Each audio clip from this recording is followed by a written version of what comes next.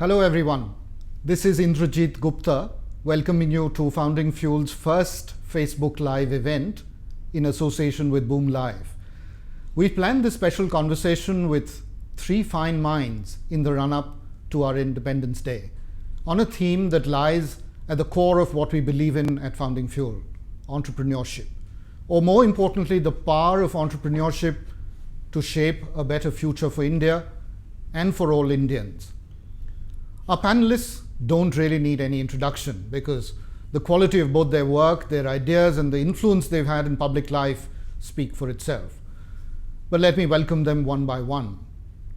Mr. Arun Maira is one of the country's leading public intellectuals who served on our planning commission.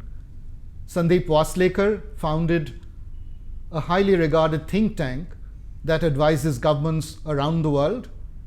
And finally, Nachiket Moore, who took the plunge into the world of social entrepreneurship and public policy after a brilliant career at one of India's premier private banks.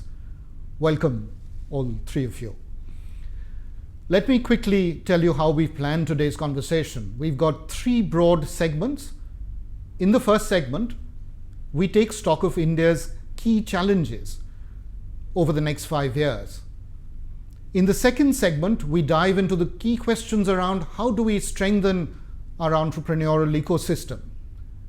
And finally, keeping in mind the world we're moving into, what are the skill sets or what is the mindset that entrepreneurs need to stay relevant and bring purpose and meaning to what they do? So without much ado, let's dive into the first segment, and I'll come to you, Mr. Maira. You've done a lot of work on scenario building. What to your mind represents one of India's biggest challenges in the future? Thank you, Indrajit. Of course, I'm in here in conversation with Sandeep, who's done even more work on scenario building and internationally. So let me introduce something, and I hope Sandeep will endorse what I'm saying. I think India's biggest challenge right now is to generate enough income generating opportunities for many more people, accessible income generating opportunities for many more people than we've done so far, much faster than we've done so far. Because people don't get included in the progress of growth and GDP unless they themselves are able to earn and feel that they can look after themselves and their families. And we have not been doing very well in this regard, in spite of having pretty high GDP growth rates in the country. So our principal challenge is a pattern of growth, to create a pattern of growth, shaping the ecosystem so that more people, many more people, much faster can have jobs, employment, livelihoods, become entrepreneurs, raise incomes for themselves. That's the biggest challenge. Mr. Maira, what's the cost of not being able to achieve this? Because give us a sense, what's the opportunity cost that might kind of affect us if we're unable to meet this job challenge or the livelihood challenge that you speak about? We're already seeing the symptoms of this, I feel, when we look, find that there is a political unrest, there's social illness in many parts of the country. Let me talk about like social illness. I feel even the way that men are going after women and these issues of rape, especially in our urban centers, is a manifestation of younger people not finding themselves sufficiently included and able to access things that they have begun to believe that they must have.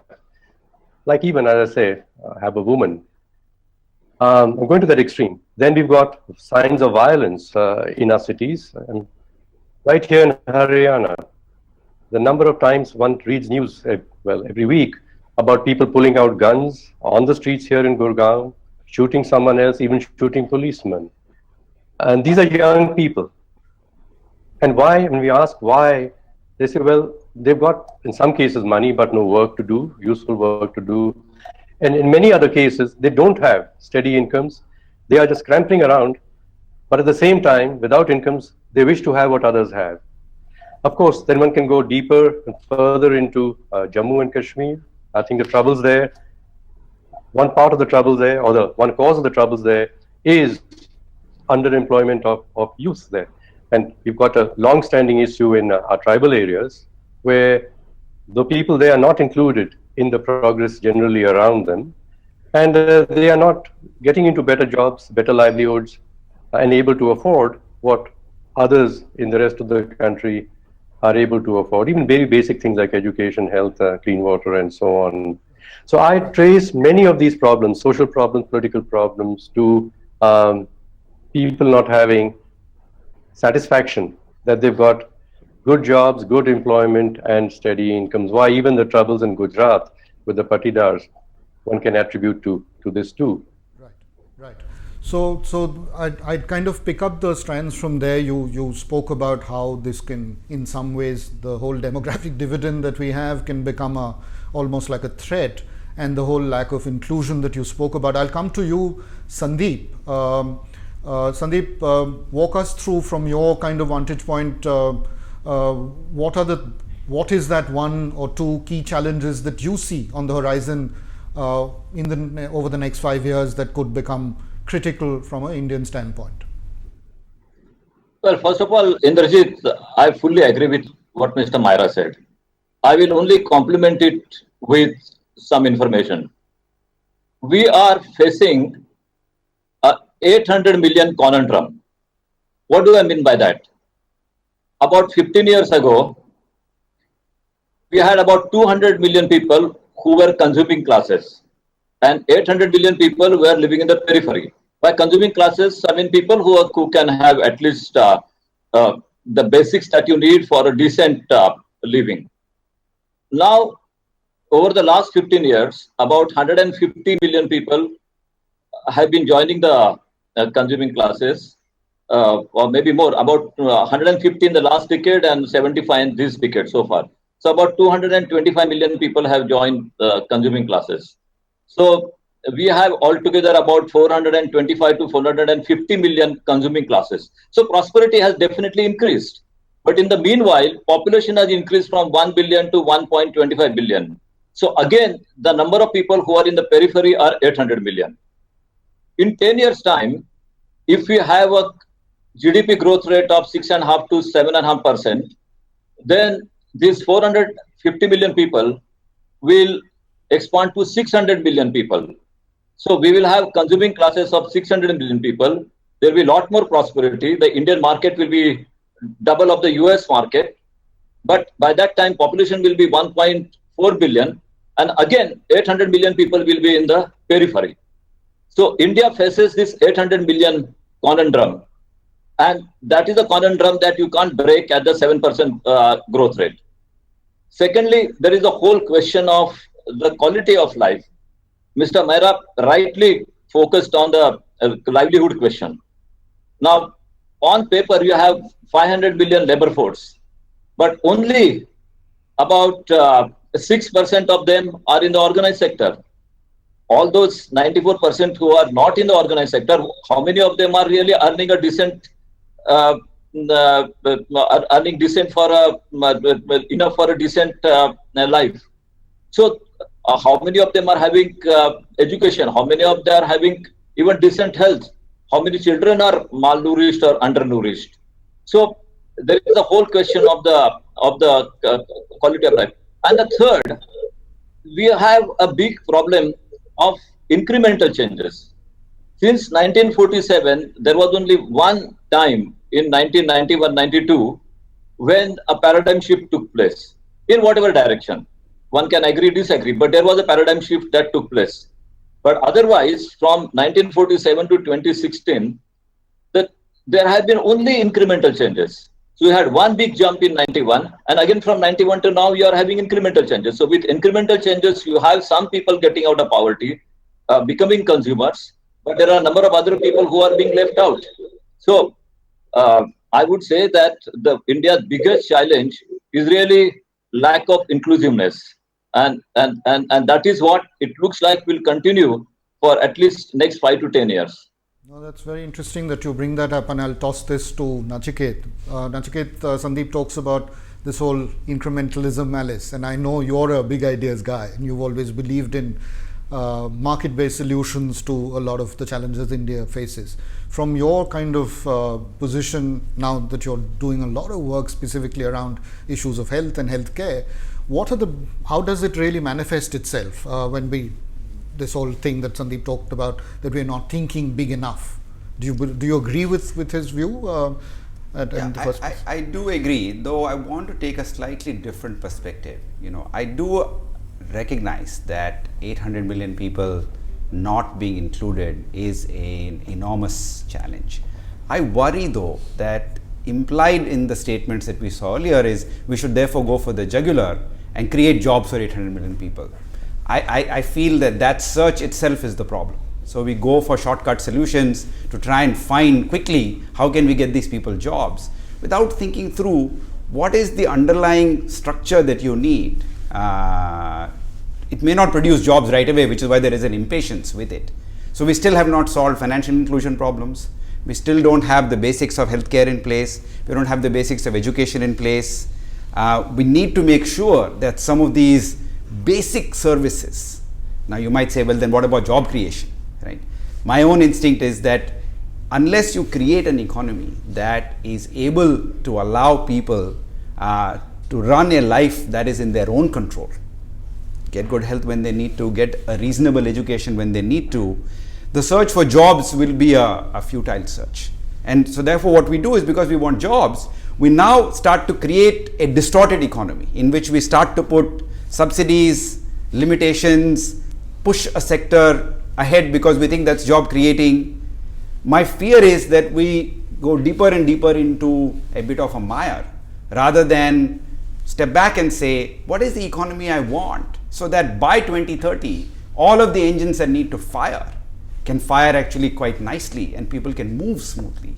So I would argue to you that, to my mind, the big challenge we have ahead is that our basic services and the basic structure of the economy is not as responsive as we would like it to be, in order at the end of the day to solve the problem that Sandeep and Mr. Myra want to solve. When you talk about basic services, what you're alluding to and how does it kind of impact? The 2-3 areas in which I've worked has been access to finance. Clearly we're making progress, but we have a long distance to go. Entrepreneurship is the topic here. If you are an entrepreneur today, big and small, and you want access to multiple types of finance, it continues to be an enormous challenge. And while I think we have good ideas in place, there is a journey that we still have to go through. Healthcare, it's not obvious to me what that whole architecture is as yet. There is a lot of interest, which is great. There is a lot of urgency, which is very nice. But what is the underlying structure? Not yet very clear. What worries you about the structure?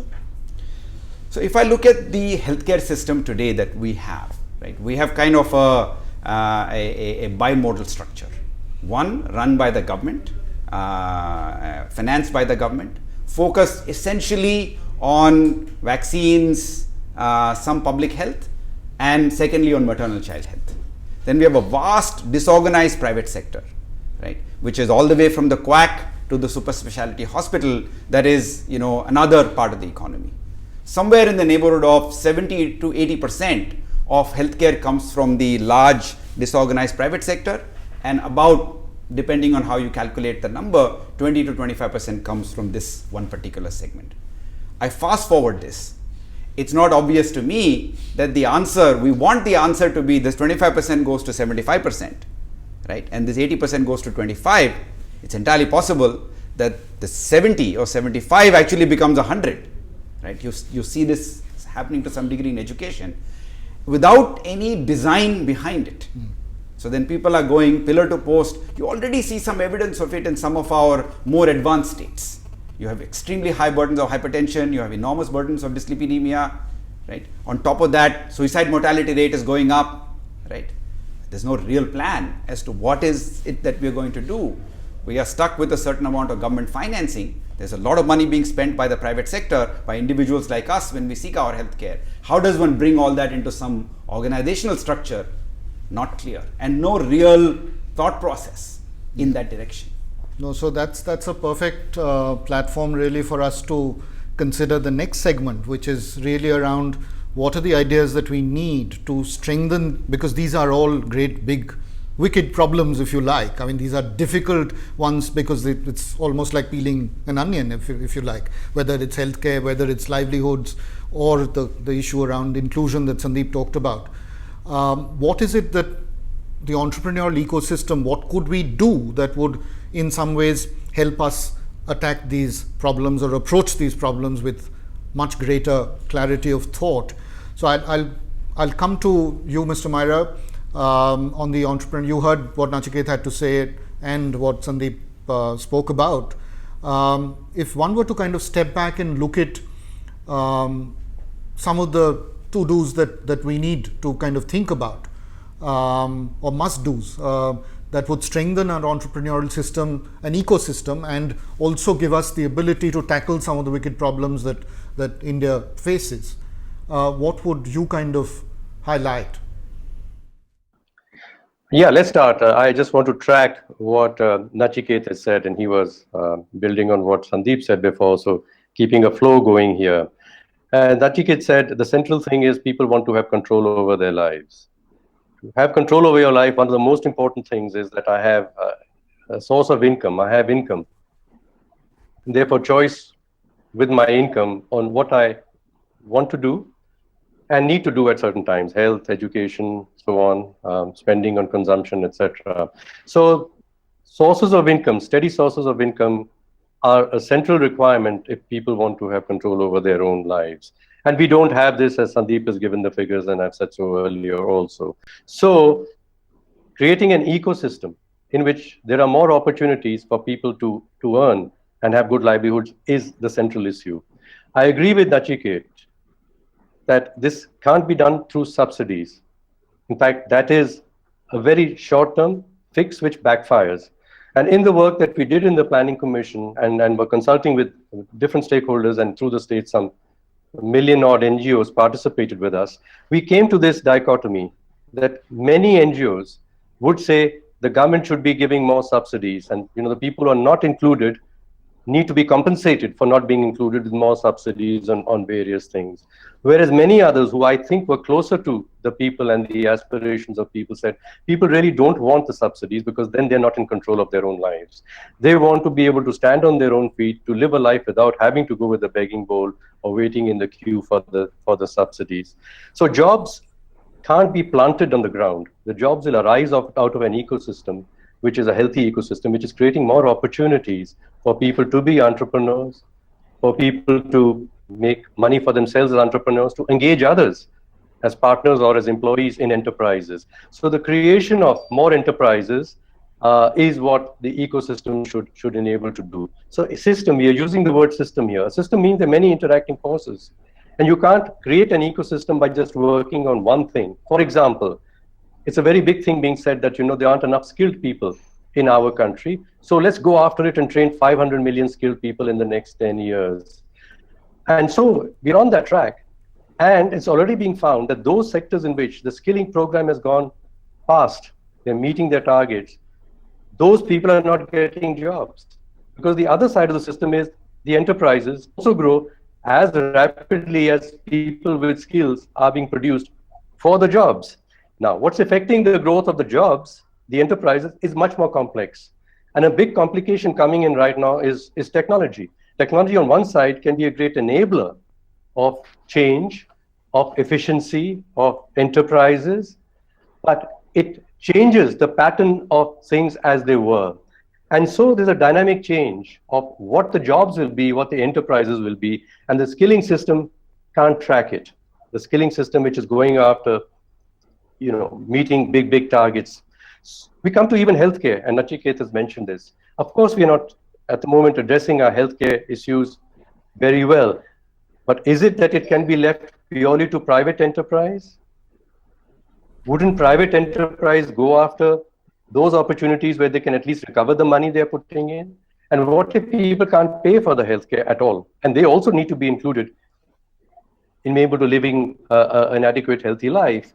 So there are big issues, yes. And there are even ideological issues here, like I'm pointing out, about the role of the private sector, the role of government.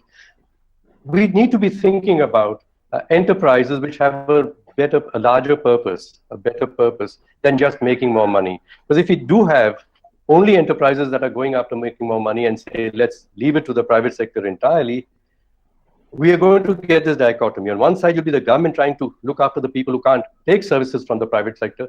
And that part of government is not going to get supported, is not going to be honored because we don't like that.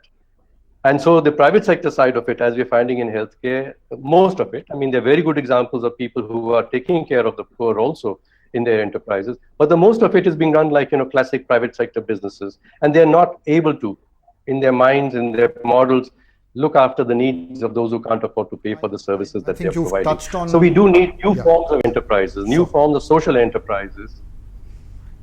Government also being more efficient, and the private sector enterprises being more caring for people who are not yet included. Mr. Myra, you've touched upon a core issue which I thought I'd set up for discussion and debate around the whole role of technology-based businesses, or the role of technology, and the premium that we place on the whole Silicon Valley model of bigger and better, of better valuations, really driving technology-based organizations.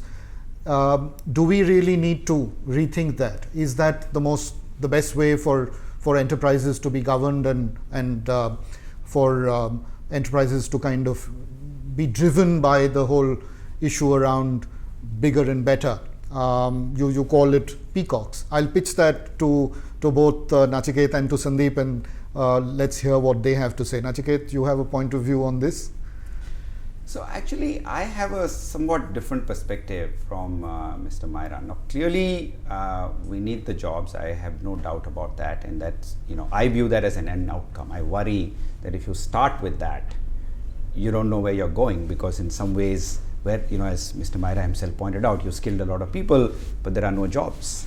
And where are these people going to find jobs, right?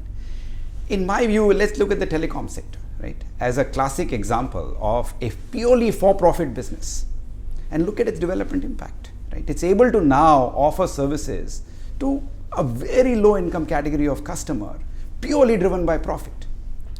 According to me, the problem seems actually to be more the reverse, which is not enough of an ambition to make money, right? The desire to make a modest amount and then be content, right, seems to me to be the real problem. People with real ambition to make very large amounts of money now have to come to an Indian market and say the only way this is going to happen is I make low margin, high volume businesses happen, right? And I really touch 1 billion people. That's how I'm going to make money. I mean, healthcare, I agree with Mr. Myra, there are poor people that can't afford it. The reality today is people are spending 5 lakh crores, right, on healthcare, right, in a disorganized, badly done manner.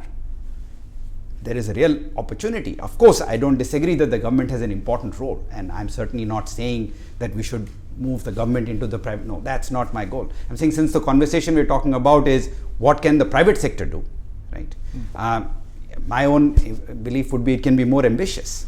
It can start to build health systems rather than merely tertiary hospitals. Many of the large groups are making 400-500 crores of profits. That seems to be adequate for them. Where is the group that says I want to make 20,000 crores? Right? And why is that not happening to your mind?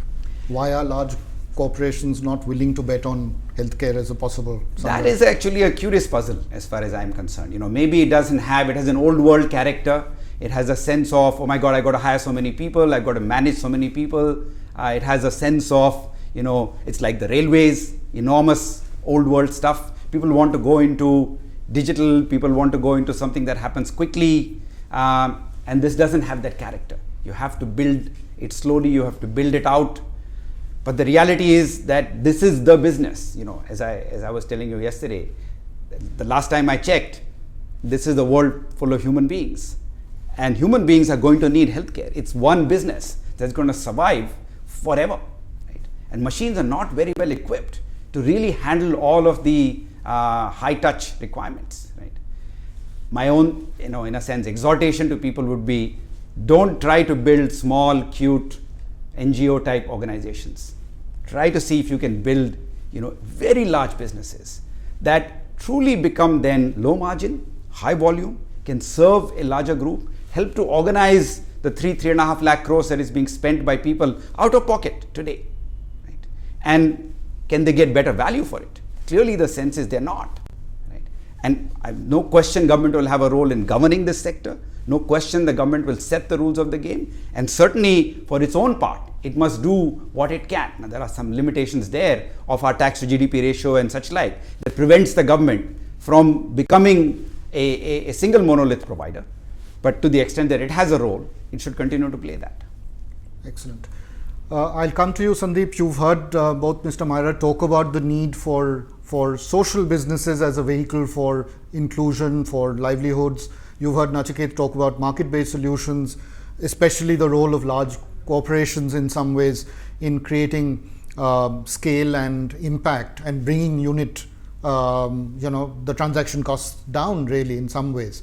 I know you've been kind of a very clear proponent of science-based entrepreneurship and the fact that we don't see enough of it. Do you want to kind of elaborate and come in on that and why you think that's important?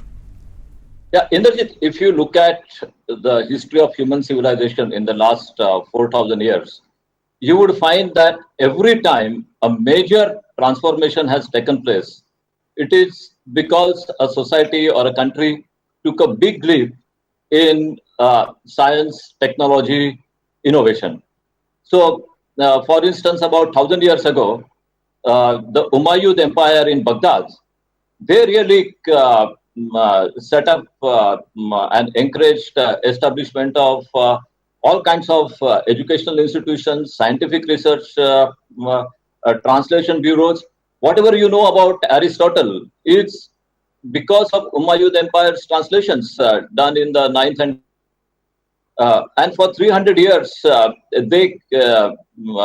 they processed all the knowledge that was created in Greece and in India and in China 2000 years before that. And they also created a lot of new knowledge, including algebra. Algebra was created at that time. The whole concept of hospitals, Nashik is talking about healthcare. The idea of the community healthcare was came into being at that time as a technological innovation. So, and that is when it took a big jump. Then later on, you see in Europe, you had the Enlightenment, you had Renaissance, and then in 18th and 19th century, you had the Industrial Revolution. And that changed Europe dramatically, England to start with, and then other countries. Then in the last quarter of the 19th century, you had big technological transformations taking place in the United States. And they grew up fast and also in a way that included large sections of the society.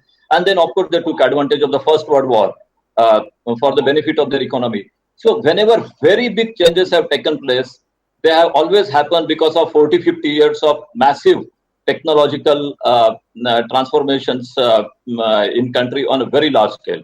And unless we do that, I don't think you are going to see big changes. Now, technological, I don't mean necessarily you have to think of the IT or you have to think of the digital technologies which are currently the flavor of the month. Technology, the creation of community hospitals by the Umayyad Empire during that time was a big step in terms of technological advancement. I came across a group of young people from Ambezogai, a village in Marathwada, and they have created solar conduction dryer, which can help a farmer to preserve his vegetables and farm produce for more than a year, and then take it out in the market whenever the market conditions are convenient to him. And it's just available for 10,000-20,000 rupees. So, and many such small initiatives are happening, but they're really small. They're really small and they are in pockets. So what you really need is a big technological and scientific change. And many of the enlightened businessmen understand that. Jim Balsilik, a friend of mine who founded BlackBerry, one of the first things he did in his first 5-6 years of running the company was he and his partner set up 2 institutions in Canada, in Waterloo, where he's based. One of them was an institute for study of global governance, and the other one was an institute for the study of theoretical physics. And that institute of study of theoretical physics is one of the top 5 institutions involved in the theoretical physics research. After ZRD data, how many Indian entrepreneurs have contributed to establishment of advancement of fundamental science and also their application to day-to-day life? We haven't been doing that at all. And unless we go ahead on that path, not necessarily in copycatting the digital technologies from the West, but thinking of new technologies, I don't think we are going to see a big transformation. Sandeep, we don't have to look very far, do we? I mean, if you look at the trajectory China's kind of planned for itself in using research-based entrepreneurship as a strong engine for growth, you've seen that fairly closely from the work that you've done with them. Any thoughts from what the paths that they've kind of seemed to be traversing in the way that they're thinking about who we are talking about? The Chinese. Yeah. Well, so the Chinese initially they earn their income by this low cost labor, and we still think that the Chinese are doing well because of their good infrastructure, low cost labor, and dictatorship. That's what a lot of people in India think what the Chinese are up to. But the Chinese are way ahead in technological development to the extent that actually I'm now scared. Especially their research in synthetic biology and genomics is almost scary. They are currently testing the DNA of 1,000 most brilliant children in China and see what kind of biological modifications they can do. That's not something that I would ethically accept. But that's the kind of experimentation and research that they're involved in. I mean, ethically not acceptable. Another thing which I would not ethically accept, but just shows their level of advancement, is that they are quite advanced in bringing about a fusion of human sperm with an animal cell, and so they are creating these man-animal beings or chimera for scientific purpose. But these kind of things raise very serious ethical questions, and I wouldn't advise India to go that far. But there is something else. That is the petaflop computers, which are the most advanced computers in the world, and they are capable of doing everything, including space experiments, nuclear experiments, lot of things without actually doing them in real life. Now, in petaflop computers, the Chinese are beating the Americans and the Japanese, and in a matter of last 10 years. The Chinese have created a whole ring of petaflop computers, which gives them a tremendous advantage over the rest of the world. Lately, the Chinese have also realized that one big mistake they made over the last 50 or 60 years of their job creation, as Nachiket said, that reckless job creation and reckless expansion of manufacturing, that they spoiled the environment, they spoiled water, they spoiled soil, they spoiled the natural resources. So now they are doing a lot of experimentation in the green tech, and the clean tech, and they are quite advanced in green tech and clean tech. It's interesting, and I will stop there on the Chinese. That just like in India, we have, if you ask somebody who is the most popular person, and you will talk about Amitabh Bachchan or Shah Rukh Khan or Sachin Tendulkar. In China, the most popular people are philosophers. And some of them are entrepreneurs turned philosophers, and some of them are pure academic philosophers.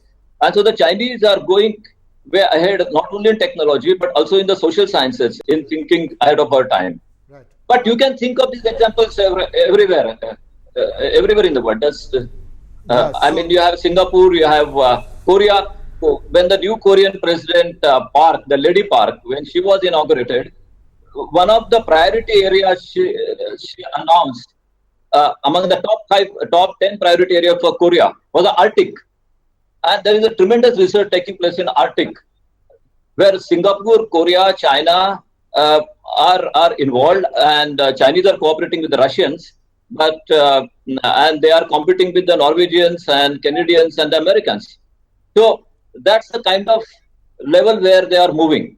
Not that all of that is commendable. You have to look at this with in a very objective way. But many parts of the world, even in Africa, leave aside China, but in Africa, 10 years ago, in Ghana, they developed a rice which is a strain of rice which can be grown without much water, because normally paddy requires a lot of water. Right. So that's what they developed in Ghana. In West Africa, Senegal, Mali, Mauritania, which are very poor countries, and along with Guinea, have developed the most advanced model of transboundary water cooperation, which even the Europeans are quite surprised to see, and the Europeans and Americans are trying to follow them. Right. So In South Africa, they have created pipes which they don't have conveyance losses. No, we'll just pick up the threads on that, Sandeep, because I think it's important that we just discuss this. Rachiket's made the point about lack of ambition, as it were, that we're not aiming high enough, both as a country as well as some of our large corporations aren't kind of being as ambitious. I know since you mentioned the bit about the better computers, I mean, there was a time when the Tatas had announced that they'd kind of take a leap on supercomputing, but I don't know where that project is. This is way beyond supercomputer. This is petaflop. Yeah, sorry. So I'm saying that as a to do the frontier stuff, it requires ambition, it requires resources, and I love to hear a little bit from Mr. Myra and Nachiket on that. Are we missing a trick or two? I think we are missing quite a bit as I'm hearing things, Indrajit. Firstly, very fundamentally, we are talking about entrepreneurs and enterprises, entrepreneurship. That's your core. Does an enterprise always have to be associated with the making of money? Should you measure the success of an enterprise only by the amount of money or the valuations it has?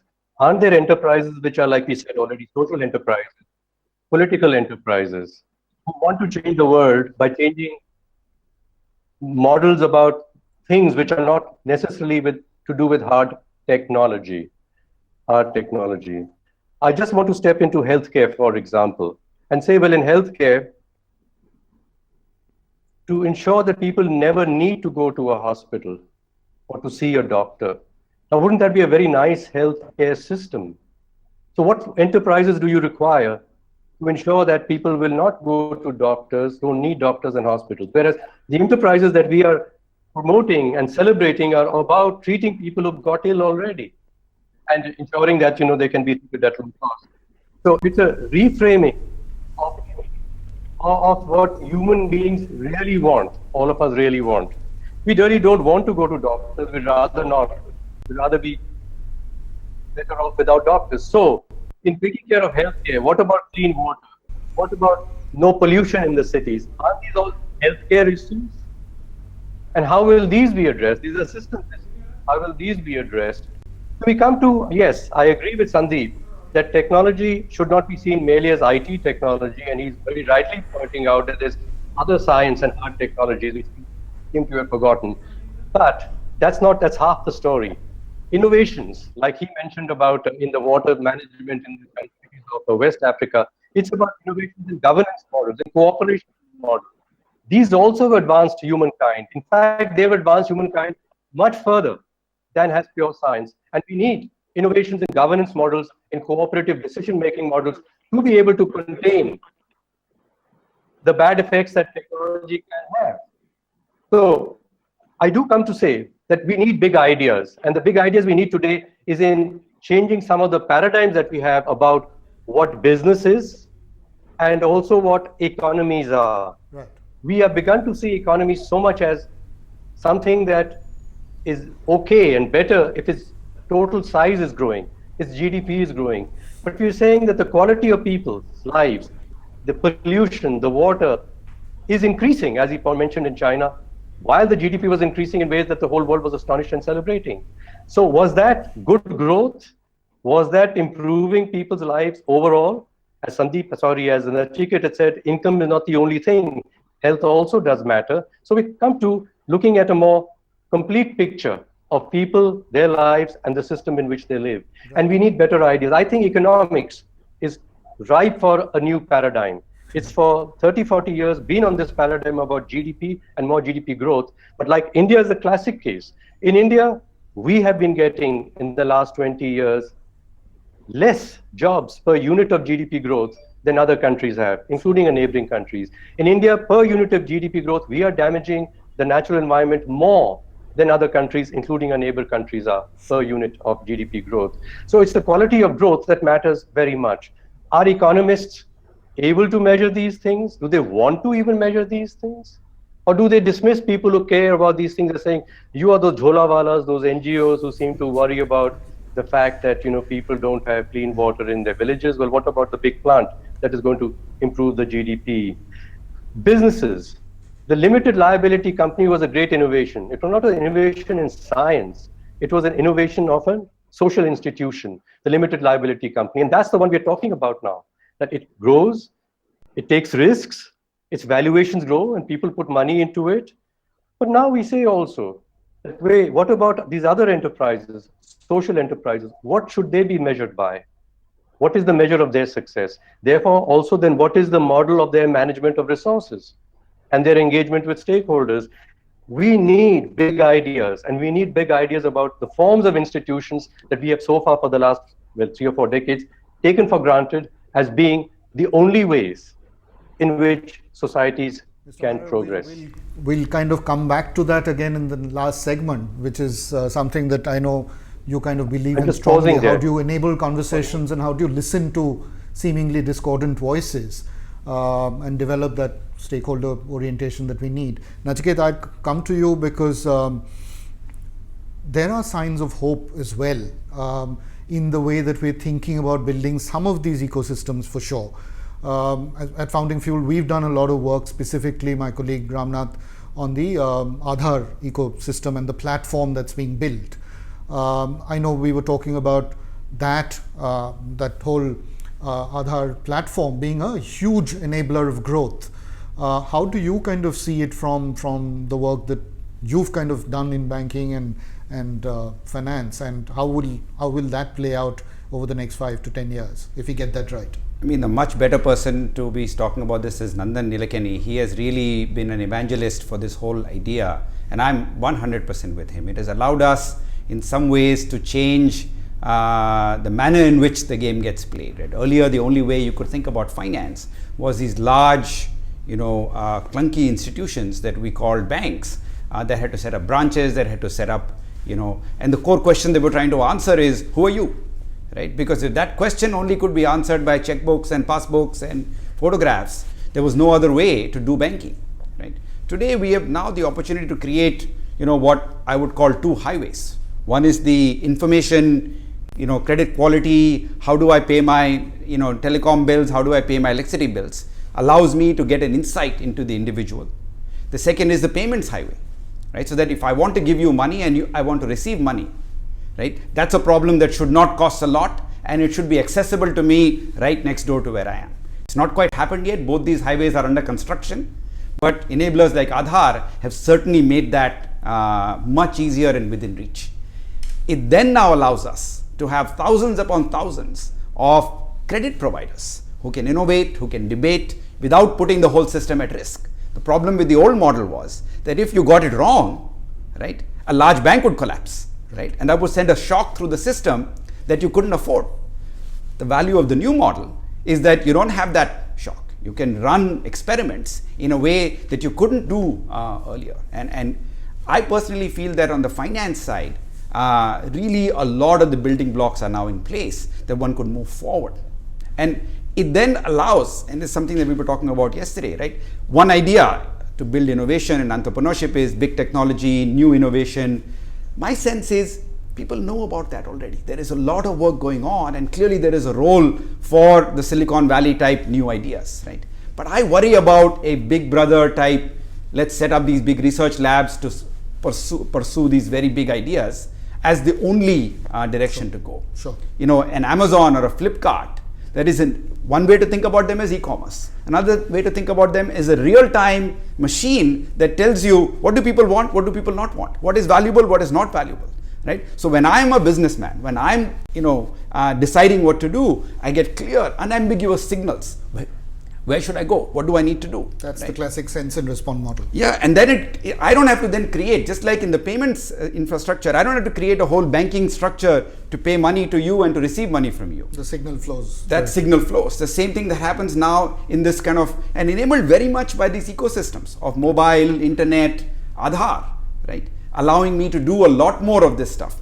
To me, this suggests that the economy will find its own structure. People will decide, do they want to be services players? Do they want to be manufacturing players? Do they want to be delivery boys? Do they want to start as delivery boys, but end up as people that actually run and develop mega enterprises because they saw a real opportunity that others didn't see, right?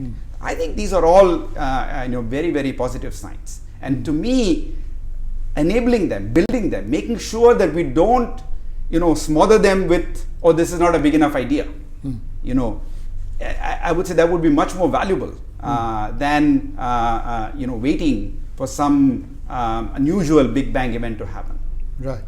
Right. So I think we've kind of laid out the landscape quite well, but I think it's the last segment I'd like to focus on more specifically on how should entrepreneurs in their own way, individuals, whether it's large or small is not really the issue. How should they think about their new mindset? How do they kind of stay relevant in the world of tomorrow? How do they find meaning and purpose in what they do? Any thoughts from you, Nachiket? So, I have been a strong believer in what I like to broadly call the principle of obliquity, right? You want to make money, don't focus on making money, right? Solve a real problem. There are some businesses that I wouldn't want to go towards, but most businesses, if you're solving a real problem, you'll make a ton of money, right? And over a period of time, if you get better and better at solving that real problem, right, you will become a mega enterprise. And if I was giving any advice to an entrepreneur, I would say to him, look for a real problem. I'd say to her, look for a real problem. Rather than look at creating technology and finding or rather than say, I want to make a lot of money, right? Because that, according to me, is the pathway to not making a lot of money. Terrific. Right? In fact, you have to focus on what, and India, as we have discussed in the last half an hour, is full of problems. Yeah. Right? So you don't have to look far to find problems to solve. Now you have to sit down in your backyard or in your garage to say, do I have a really powerful idea that solves that problem? Right? And my belief is that the ecosystem is gradually gearing up, that you don't have to create your own bank, you don't have to create your own Jamshedpur, you don't have to create your own highway system in order to pursue that idea, because others have done that. Right. You can just focus narrowly on being a Steve Jobs. Right. Sandeep, I'll come to you. You heard what Nachiket had to say about what the new entrepreneur ought to think about and how to look at developing the right mindset that helps you stay relevant. Any thoughts from you that you'd like to add to so that we can stir the pot? I missed out quite a bit of what Nachiket said because the link was really bad in between. So I don't know if I'm going to repeat if some of the things he said, not having the benefit of listening to him properly. But what I believe is that an entrepreneur of tomorrow, first of all, I agree with what Nachiket said a bit, that he has to see what problem he wants to solve, and the money will follow. I mean, I fully agree with him. But also, secondly, it's very important to see how you can be ahead of your time. You have to be forward-looking. If you are just going to look back, and if you are just going to follow examples of other entrepreneurs who first spotted a problem and started addressing it, and you think that because they are making money now, I should also solve the same problem, that's not going to help you. So you really have to be ahead of Myra practicing. Normally, I have been doing to some extent the scenario planning. The scenario planning is just not an exercise for the country, but the entrepreneurs have to do the scenario planning themselves and consciously think where they want to go next. I'll just tell you one small story and I will stop. I know a Chinese entrepreneur. He was selling bed sheets to New York, to the New York market. And he reached turnover of about $600 million. And he said, okay, now my option is from $600 million, I can reach $6 billion or $60 billion, or anything which will be relevant to me. And he invested a lot of profits. And And he really, I mean, his garment business went on, but he really focused his whole attention in nanotechnology, where he had no scientific understanding or no scientific background at all. Nanotechnology. Sandeep, we're kind of losing you. Percent of the cost and lot more durable and lot more eco-friendly.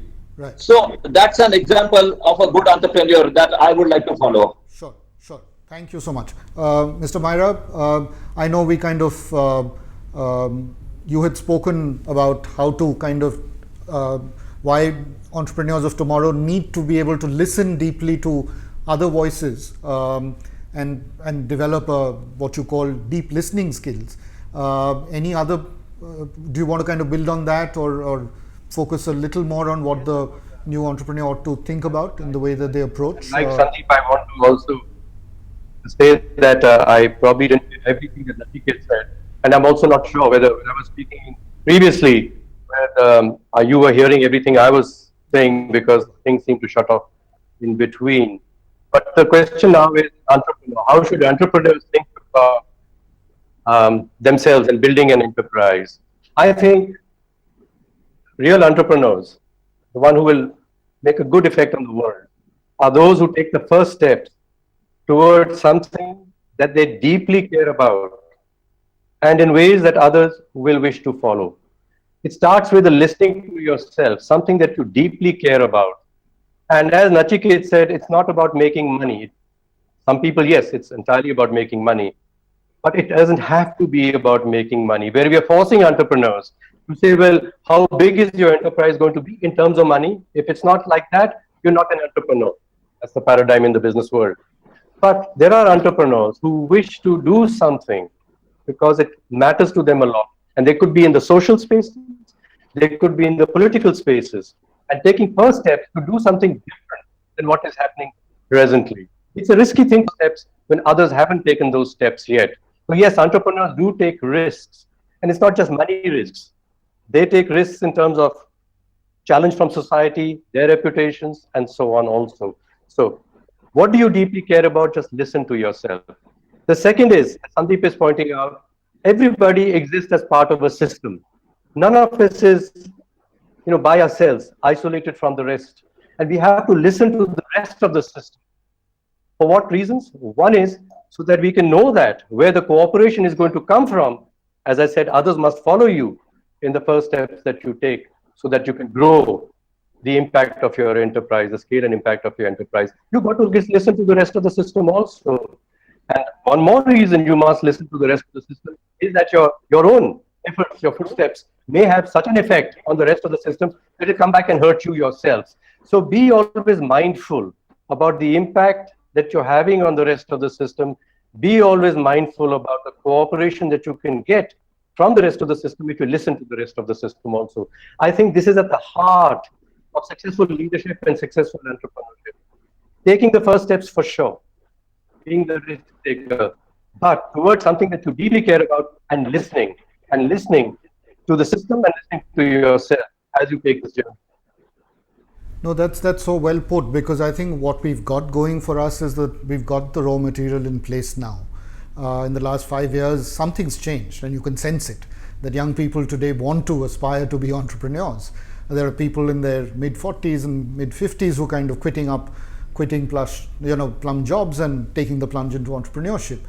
But certainly I think there is a need for a mindset, the point that Mr. Myra was making about systems thinking, the ability to look at yourself as part of a larger ecosystem, the ability to develop empathy for the kind of social issues that surround us, and not kind of build walls around business, but try and make business an integral part of society.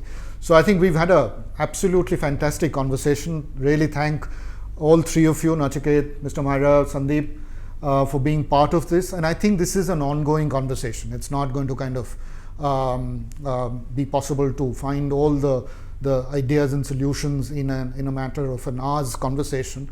So we could, at Founding Fuel, certainly be happy to keep the pot boiling with more ideas, more conversations of this kind, and we like people to participate. I hope you've got value for the time that you invested in watching this Facebook Live event. It's been our pleasure to bring it to you, and thank you so much, all the panelists. Appreciate it. Thanks.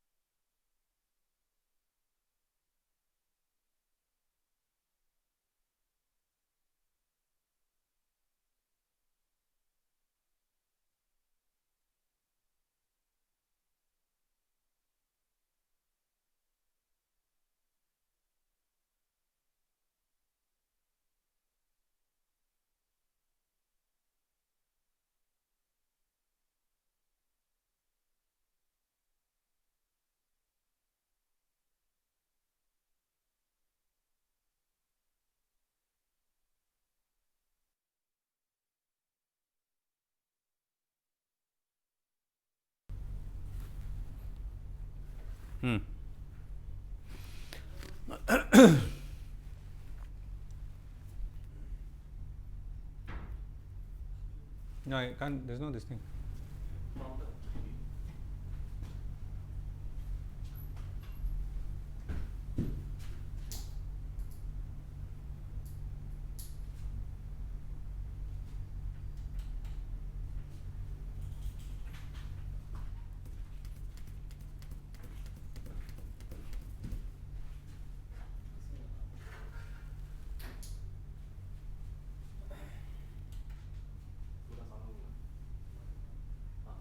Okay, let's go.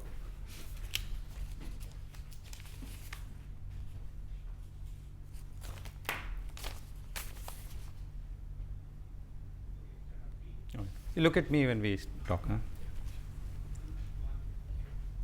Welcome back to Policy Watch. India's inflation conundrum continues. Rural India, which represents close to 70% of the country's population, is seeing much higher inflation levels than in urban India. A report from rating agency CRISIL has said that while urban inflation fell from 9 to 5.3% in the last 24 months, rural inflation declined just from 10.1 to 6.2%. Now, moreover, rural core inflation in 2016, the year, has been at 6.7% in rural India compared to 4.8% in urban areas, while food inflation in rural areas has averaged 5.1% compared to 4.5% in urban areas. A report by the State Bank of India has meanwhile said that price increases in onions, tomatoes and vegetables are now following a roughly 2.5-year cycle. So given all this, the question is first, what are the larger concerns on rising rural inflation? What could be the fallout and what needs to be done to better manage prices and inflation? More so, since we seem to know how they move. To discuss this, I'm joined by Soumya Kanti Ghosh, Chief Economist at the State Bank of India, Dipankar Mitra, Economist, and Devupam Chaudhary, Chief Economist at Zyphon Research. Thank you all for joining us. Dipankar, let me start with you. Your broad sense on why are we seeing this discrepancy between rural and urban? Has this been there for a long time and are we discovering it today? And if so, if we've known this for a long time, why have we not been able to reduce the gap? See, we have the data on rural and urban inflation separately only for the new CPI series. And from the history that we have so far is the trend alternates. So sometimes the rural inflation is higher, sometimes the urban inflation is higher. And there is no definitive pattern into this, except that in case of food inflation and sometimes overall inflation, the softening in urban inflation has been much sharper. But beyond that, there is no consistent pattern into it. If we look at the overall data for the CPI series as such, it is just 50 basis point higher for rural inflation on an average for the whole period. So I think it will alternate. But second, if we look at the sources of the discrepancy between the rural and urban. It is not as much as food, but the problem here is that when the food inflation goes up, because the weight of the rural in food, rural basket of food is much higher, almost 20% higher than the urban areas. It gives an upward thrust to the overall inflation itself, both rural inflation as well as overall inflation. So what this means is that rising food prices affect rural India more than they do India. the urban area. That is explanation number one. Right. Explanation number two is that the energy prices, if we see, for some reason is rising at a faster rate in rural India. And it could be because of the reliance on the more non-conventional sources of energy, dung cake, firewood, chips, those type of things. Whereas fuel prices have gone down, which urban India has benefited from. Yeah, absolutely. And the third thing is that in the service sector, there is a transformation which is going in terms of the rural salaried class availing more and more better quality private services, whether it is education, health or recreation. So those are costing more for rural India than it is. So Soumya, you've done this very interesting 20-year study which looks at prices of onions, tomatoes and potatoes, and you've also maybe cereals later, and you've talked about this roughly 2.5-year cycle. So why is it that if we are aware of it, or are we not aware of it, that we are not able to do something to actually arrest this price rise, and that too in such frequent intervals? No, I think the report which we have done clearly shows that the price cycle is could range from around 2 years to 3 years. For example, 2 years for potato and 2.5 years are roughly for onion, and also for other products like tomatoes. The point we can try to make over here is that I think there is some other reasons, extraneous reasons, apart from the fact that it is only because of supply management. Because typically, for example, if you look at the potato and onion prices, now there is a clear pattern that potato prices will if it rises in year 1, onion prices will